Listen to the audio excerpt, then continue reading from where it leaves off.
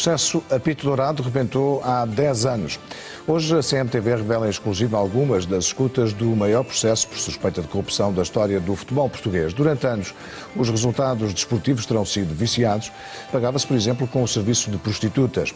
Fruta era o nome de código usado para falar das mulheres disponibilizadas a muitos árbitros portugueses e também estrangeiros. Mas havia também pressões de várias ordens. Um caso que relembramos hoje, com dados em primeira mão, na voz da jornalista Tânia Lourenço. Sim. Ó Luís, aquele assistente, podiam levá-lo a um banho de saber, cara. Porra. Qual assistente? Qual assistente? O que está no jogo do Bessa? Não viu? Qual deles? Qual deles? O que está no ataque do Boa Vista? Presidente, aquilo é um lance muito difícil de tirar, pá. O que é difícil de tirar? É difícil de tirar os c*******. Como? O gol é limpo. E já tirou o outro que não foi. E você já está a dar cobertura, c******. Presidente, desculpa lá. Desculpe lá, pá. Olha, você, você não. O lance é muito difícil. Porquê? Se que você diga assim, errou. Agora que você já desculpar, sinceramente, pá, acho incrível. Até amanhã. Valentim era o presidente da Liga e o seu filho o presidente do Boa Vista, que tinha acabado de ser campeão. Luís Guilherme, o interlocutor, o presidente da Comissão de Arbitragem da Liga. Valentim era assim mesmo, um homem de impulsos, de paixões. Gritava, dava ordem a tudo e todos, o futebol funcionava à sua maneira. A Liga era a sua casa, os funcionários a sua família. Esta foi apenas uma das centenas de conversas gravadas durante a investigação do Apito Dourado. Faz agora 10 anos que a Judiciária colocou sob escuta os telefones dos principais dirigentes dos clubes do norte do país. Dos processos resultaram diversas condenações em penas suspensas. Valentim foi proibido de voltar a exercer o mandato autárquico e esteve suspenso presidente da Liga. Uma década depois, o processo ainda está em discussão na Justiça. José Luís Oliveira, o braço direito do Major, entende que os crimes já prescreveram. O advogado recorreu aos tribunais superiores. Relativamente ao meu cliente, estão em curso, digamos, dois seguimentos processuais. Um tem a ver com a prescrição. Eu considero que todos os crimes de que ele estava acusado, pelos quais foi condenado, estão prescritos. Requeri nessa conformidade, foi indeferido esse requerimento, está em recurso, vai ser apreciado pelo Tribunal da Relação do Porto. Independentemente disso, há pelo menos um dos crimes está prescrito, foi declarado prescrito e, na consequência e no seguimento dessa declaração de prescrição, vai ser reaberto o processo para se proceder a novo cúmulo jurídico, que aliás é para a semana, é no dia 3, na próxima terça-feira, dia 2. Nessa altura irá requerer que a pena seja substituída por multa? Continuo a pensar que é possível fazer isso mesmo nesta fase, que é possível aplicar uma pena de substituição e vou requerer que seja substituído por multa, a exemplo do resto com o que aconteceu com todos os demais arguidos. Esta questão da prescrição não aproveita aos restantes arguidos, ou não. seja, foi apenas o seu cliente que requeriu a prescrição? Tem rigorosamente a ver só com os crimes pelos quais foi condenado o Sr. Oliveira. Qual é a previsão, se é possível, de que este processo ainda se demore na relação? Eu julgo que este processo não vai demorar muito tempo na relação. As questões que estão em debate neste momento são relativamente simples. Isto é um processo que já foi triado várias vezes, que já teve, enfim, vários desenvolvimentos. Está em cima da mesa uma questão de alguma urgência que tem a ver com a perda de mandato ou não do Sr. Presidente Valentim Loureiro e, portanto, julgo que há aqui alguma pressão do tempo para que isto seja decidido com relativa rapidez. Os 10 anos de processo pouco mudaram o futebol nacional. As cunhas e os favores continuam. O ambiente de tensão, a suspeição permanente mantém-se. Valentim deixou o futebol, o Boa Vista foi despromovido. Ficaram outros protagonistas. A ética desportiva não chegou aos relevados. Não é por acaso que a maior queixa que os árbitros têm hoje em dia é de estarem completamente desprotegidos. Quem é que protege os árbitros? Nós temos uma associação de classe que vai protegendo os árbitros dentro das suas limitações. E depois o que é que assistimos semanalmente? Assistimos a dirigentes de clubes que, como nós sabemos, influenciam milhares de pessoas a atacar deliberadamente os árbitros, a pôr em causa a sua honra, a sua dignidade. E o que é que nós assistimos? Assistimos a árbitros a serem ameaçados de morte, árbitros a serem agredidos. E o que é que nós assistimos por parte dos dirigentes desses árbitros? Um silêncio completo. Porquê? Porque aí é que entra o sistema. A falta de ética. E era curioso que as pessoas se preocupassem em saber como é que essas pessoas foram colocadas nesses cargos e a quem é que essas pessoas devem favores para se manter nesses cargos. Isso sim é o tráfico de influência. Eu lembro-me quando explodiu o apito dourado. Praticamente não havia jogo nenhum em que o árbitro não fosse brindado com referências ao apito dourado. E os próprios dirigentes indo nessa onda. Claro, que faziam referência expressa. Mas passado 3 semanas, 1 mês, 2 meses, 3 meses, voltámos ao mesmo circo. Voltámos ao mesmo... Voltou-se aos mesmos comportamentos. Se calhar o que há, que é ao menos, se calhar o que falta é dizer, daquilo que a foi percepcionando, é que a única coisa que alterou, como em muitos setores da atividade, foi que as pessoas passaram a ter mais cuidado a falar ao telemóvel. Carlos Duarte era árbitro da primeira categoria quando o processo chegou a julgamento. Advogado de alguns dos colegas, acompanhou de perto os 2 mundos, o da justiça e o do futebol. Diz que não deixou o mundo da bola por causa das escutas, mas a desilusão com o sistema é evidente. Eu estaria-lhe a mentir se dissesse que não fiquei surpreendido, eu não diria chocado, mas fiquei abismado com algumas das conversas que nós assistimos.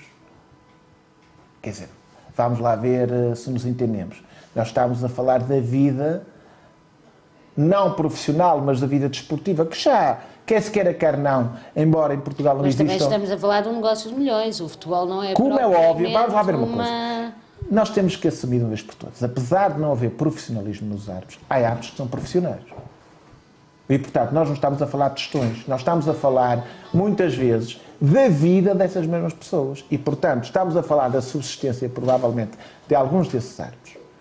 E, portanto, era complicado ouvir como algumas pessoas lidavam com a vida desses árbitros. E, acima de tudo, o que falavam dos árbitros. Naturalmente que eu, enquanto árbitro, sentíamos que muitas vezes nós éramos um joguete nas mãos de dirigentes. E o grande problema e a grande mágoa que eu tive na altura, e que acho que hoje a maior parte dos árbitros continua a ter, é que nós, ou neste caso os árbitros, não são devidamente protegidos pelos conselhos de arbitragem. As conversas que ouviu mostravam um sistema viciado. Os árbitros eram questionados pelos dirigentes, as escolhas estavam condicionadas. A verdade esportiva não existia. Então eu sei lá, tem que nomeações são aquelas, pá. Aquilo não era nada do coisa, aquele como Ramalho, não é Zé Ramalho? Sim, eu já falei com o Dr. João ontem, também à noite, acerca disso. Ora bem, foi o seguinte, em princípio, eu tinha como acordado com o Dr. João, que seria o Devesa. Quem? O Devesa Neto e não o Ramalho. Portanto, mas aconteceu o seguinte, na reunião, quando eu fiz a proposta, ela esteve para ser aceita e depois o Luís vai assim, mas olha lá, mas se calhar nós aqui temos que ter algum cuidado pelo seguinte, e nós demos-lhe, pronto, aceitámos a justificação dele, que é o seguinte, e é verdade, que no Porto Benfica, o Devesa Neto esteve no Porto Benfica, sim, e foi ele que esteve na origem... naquele talante. Exato, e andou o jogo todo a cochichar com o Zé Mourinho, está a ver? Dá bem. E então nós aceitámos assim, sim senhor, muito bem, aceitamos e não há mais nada. E quem é que levantou isso? Foi o Luís. Sim, talvez. Muito bem. Mas e este gajo? E ele fê-lo com boa intenção. Eu sei, mas e este gajo que tal é? Ó, Sr. Major, nós temos boa informação dele. Inclusivamente, da parte do Dr. João, não há nada... Pronto, ok, pronto. Está bem? Eu logo vou-lhe telefonar. Eu logo vou telefonar a esse dito cujo e vou-lhe dizer, você foi nomeado para um jogo de alta responsabilidade, veja lá, olha que eu vou estar lá também, vou-lhe dizer que vou estar lá, nem que não vá, mas vou-lhe dizer que vou estar lá, portanto quero um trabalho ali, perfeito, tal, está a ver, Sr. Major? Depois está o nosso Presidente da Liga, sabe como é? Está o Presidente da Liga. Exato, tá bom. E atiro-lhe assim também com isso, também, para a frente. Ok, depois falamos então. Pinta Costa também controlava o mundo do futebol atrás das 4 linhas. Nos bastidores tudo se decidia, tudo era reportado ao líder dos Dragões. Adelino Caldeira, administrador da SAD, tinha informações privilegiadas. Sabia antecipadamente os castigos. Os azuis e brancos podiam programar a equipa, estabelecer estratégias. Estou, Presidente? Sim. Adelino Caldeira, como está? Então, chegou bem? Tudo bem, está tudo bem. Olha, o que eu lhe vou dizer agora é só para si mesmo. Sim. Só posso dizer ao Mourinho, mais ninguém. Sim. Ok? É assim, o Macaco vai ser disponibilizado por um jogo. Portanto, vai poder jogar no próximo. Mas atenção, que não se pode saber, porque a reunião vai ser só na terça-feira. Foi tomada a decisão hoje já de baixarem o jogo, mas a decisão formal, o acordo vai ser dirigido na terça, e formalmente é só na terça que é decidido. Não, eu nem ao Mourinho digo. Pronto, então é só para dizer isto, porque senão podem voltar atrás. Não, nem ao Mourinho digo. O mundo de futebol tinha regras precisas. Havia pagamento de favores das mais variadas formas. Prostitutas de luxo era uma das variantes. Jacinto Paixão, que vai apitar o encontro do Futebol Clube do Porto com o Estrela da Amadora, pede serviços sexuais. Café com leite, escuro ou claro, são termos para denominar a cor da pele das mulheres. Reboçados são eufemismos para quem está habituado a receber contrapartidas. Fruta para dormir tem como objetivo desfazer dúvidas. Estou, Presidente. Sim, Zé Araújo, como está, meu amigo? Como está? Tudo bem? Tudo bem. Presidente, ligaram para mim, pediram-me fruta para logo à noite. Posso levar a fruta à vontade? Não é preciso, que já foi mandada. Não é isso. É para dormir. Mas quem pediu? O homem que vai ficar consigo de tarde. Mas estava o JP? Sim, ele ligou para mim a pedir-me roçado para logo à noite. Sim, diga que sim, senhor. Mas eu já disse a ele se ele queria café com leite, muito escuro ou claro, e ele disse e qual é o teu número da habitação social? E ele disse, quando chegar eu digo-te depois direitinho. Ok. Tá, Presidente, é que isto não sempre para o mesmo é... Não, diga como é que havemos... Não há problema, eu trato de tudo, só estou a dar aqui. Ok. Estou a dar aqui o senhor está presente, senão isso fica... É que eu estou sempre a dispor, também não há necessidade. Não, diga que há uma coisa. Não é só salada de fruta. Está bem. Tá, Presidente? Ok. Nada disto era novo. Sequeira Nunes, presidente do Belenenses, denunciou a Pinto Sousa, então responsável pelo Conselho de Arbitragem da Federação. Contou o que ouvira do líder do Marítimo. O dirigente nacional pagava aos árbitros em prostitutas. E o mesmo, dizia, estava a suceder no continente. Estou? Pinto Sousa, Sequeira Nunes, está bom? Está bom, Sr. Bem disposto a grande Bem, muito obrigado. Tudo bem. Posso falar à vontade, não é? À vontade. O Carlos Pereira, lá do Marítimo, manda-me a dizer coisas, que eu não quero acreditar, O que é? Que gente de coisas, que andam a pôr gajas nos quartos com os árbitros e com os auxiliares. Isso não acredito, Isso não acredito. Mas na Madeira, lá na Madeira, não. O gajo acusou o gajo do Nacional nisso, mas que também os manda cá para Lisboa, quando os árbitros vêm para Lisboa, para os jogos. Não sei, mas vou averiguar isso também.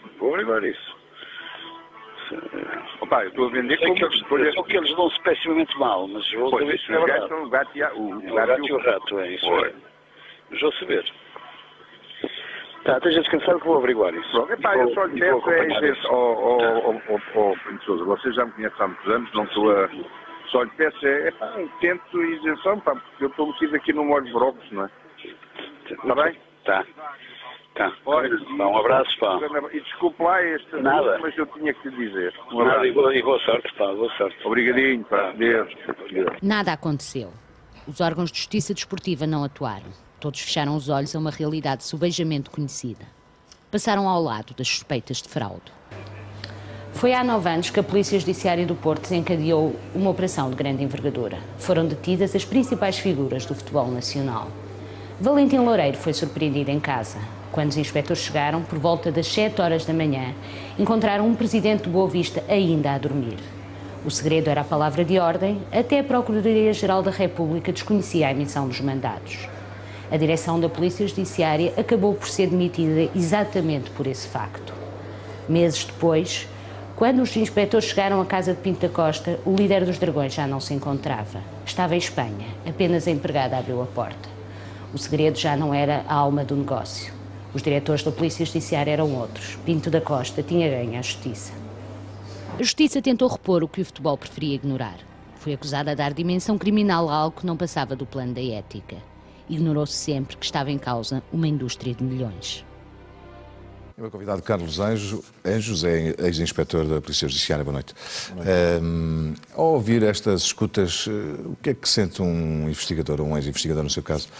Sente que às vezes a Justiça não consegue concretizar aquilo que a investigação obteve? Neste caso, a Justiça chegou, nós não podemos deixar de ter presente que o que este caso apitorado tinha era a corrupção que havia, ou o eventual foco de corrupção, num clube, centrado num clube que era o Futebol Clube de Gondomar, na 2ª Divisão, e que era aquele não pretendia sequer ter uma dimensão nacional como depois veio a ter.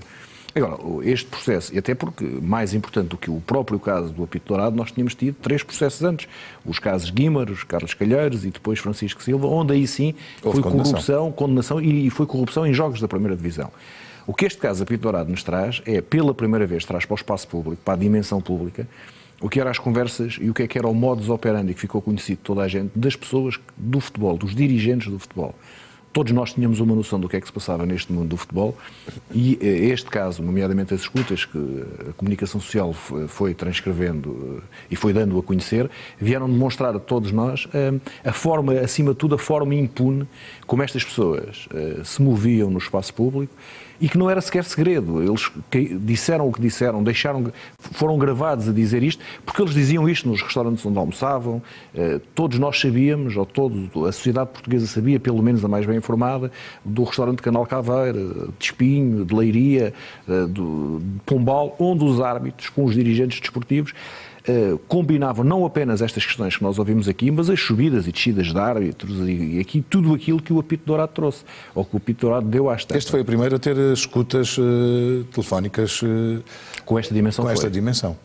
Isso talvez lhe tenha dado realmente mais visibilidade do que aparentava no início. Exatamente, foi isso que potenciou este processo e foi isto que teve depois muitas conversas laterais, porque, volto a frisar, o que estava em investigação era um potencial caso de corrupção na 2ª Divisão B Norte, no norte do país, e que depois, como as pessoas do futebol são as mesmas e falavam, acabou por ter o próprio processo uma quantidade de certidões contra Pinto Costa, contra uma quantidade de dirigentes, e essas certidões que depois acabaram por ser todas arquivadas, tinha a ver com a falta de consistência dessa prova, porque a investigação foi dirigida a um foco concreto e aí sim houve condenados. Agora, as condenações por corrupção em Portugal, e hoje já estamos num patamar um pouco à frente, à data, nem no futebol nem fora do futebol, ninguém era condenado à prisão efetiva por crimes de corrupção. O senhor acha que mudou algo, apesar de as escutas não são válidas, enfim, jornalisticamente são válidas, obviamente, têm muito interesse público, isso é verdade, mas não foram consideradas válidas para condenação em tribunal. O senhor acha que, mesmo assim, algo mudou depois do processo apito dourado? Acho que não. Acho que está tudo na mesma. Acho que estão mais refinados, mas não mudou grande coisa.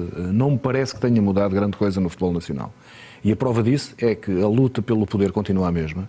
Há pouco tempo soubemos, e já foi comentado aqui na CMTV, de um assalto à Federação Portuguesa de Futebol que versou exatamente o computador, o portátil do dirigente, do homem responsável pelos árbitros. E também do Presidente. E, portanto, a fórmula como ciclicamente, jornada após jornada, nós ouvimos, e acima de tudo porque os protagonistas são os mesmos, tirando aqueles protagonistas de segunda linha, que foram condenados do Gondomar e de outros clubes, e Valentino Loureiro, que é, acima de tudo, o único homem que perde poder no futebol português, e o Boa Vista, todos os outros homens, nomeadamente Pinto Costa e grande parte deles que à data desempenhavam cargos de poder no futebol português, continuam nos mesmos cargos. Fernando Gomes hoje é Presidente da Federação, à data tinha estado no Porto ou tinha saído do Porto, portanto, as pessoas, a nomenclatura base do futebol português é a mesma. E os que não são substitutos, talvez até, digo eu, com alguma da mesma qualidade.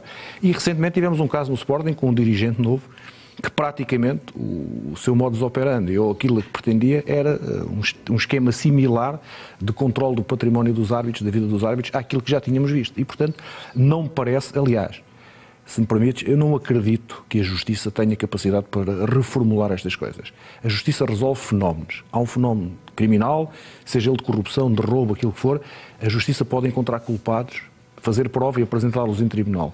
Mas a Justiça não resolve mentalidades. E isto é, acima de tudo, um problema de mentalidades.